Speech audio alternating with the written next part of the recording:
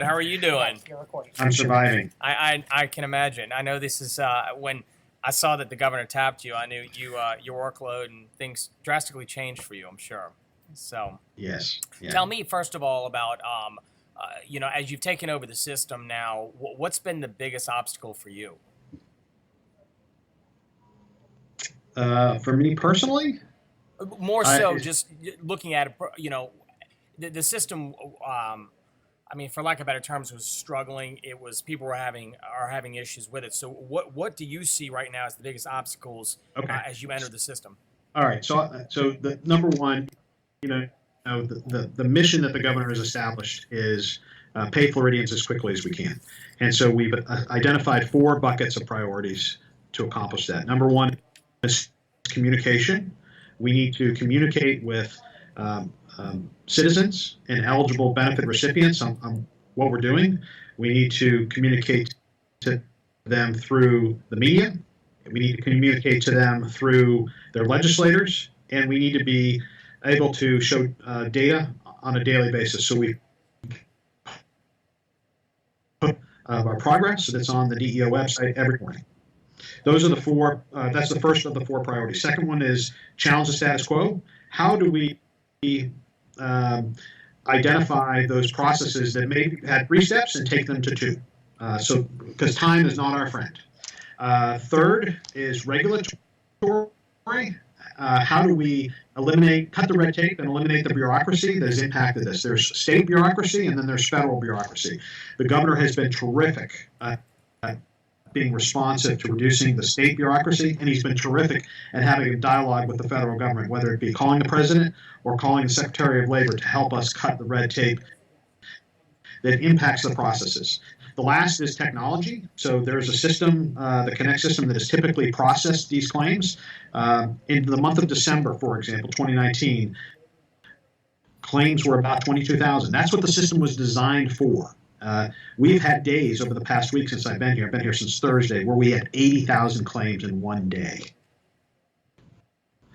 So the system wasn't designed for that. It's a 10-year-old car that we've asked to drive the Daytona 500 multiple times without pit stops.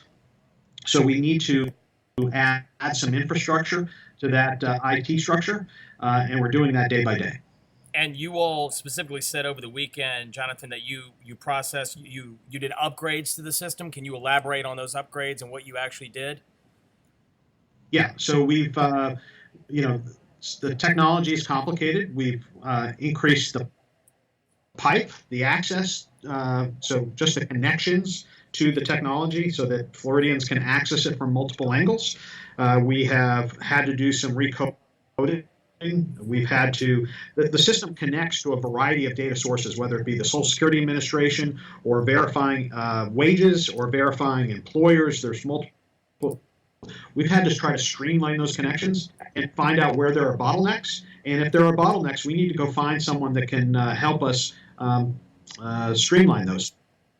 So like the sands through an hourglass, that hourglass, it can be very small. We needed to break open that bottleneck. A number of people. Well, let's talk about the stats right now. About 1.5 million people have applied. Only 20% have been processed, and 6% of the people are getting help. Are those the numbers that you're seeing, or can you give us a figure to date where we're at?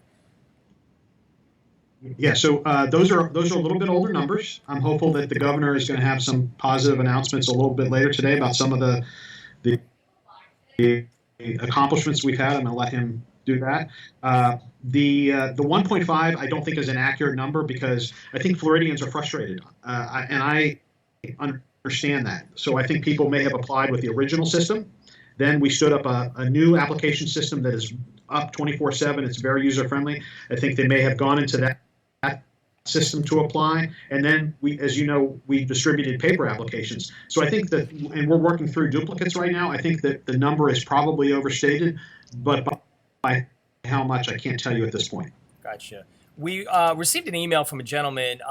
He actually was frustrated over the fact that the system is failing to support existing unemployed Floridians. Are you all having an issue with people who were unemployed prior to this, or what is your angle looking at that? Yeah. So, and that is one of the things that the governor has been a tremendous leader on. One of the executive actions that he took in Executive Order 52-104, which was issued on Thursday, was to eliminate the requirement for unemployed Floridians to come back in and recertify their weeks. And so, yeah, there are some claimants that don't need to do that anymore. We need to do a little technical reprogramming to get those checks issued, and we're hopeful we're going to be able to expedite those very, very quickly. There was a recent report that just came out saying that Florida was the slowest state in the United States to process unemployment claims. When you hear that after 4 or 5 days on the job, what do you make of this, and where do you intend to go with this? So, yeah, that's the reason I'm here. That's the reason the governor asked me to come over on Thursday. We know we're in last place, and we know that we're going to push our car. If I use that analogy, we're going to push our car to the front of the pack. It's going to take us a little bit of time, but the governor has given me all the resources I need, and the president has offered to give the governor all the resources we need to get Florida back on track.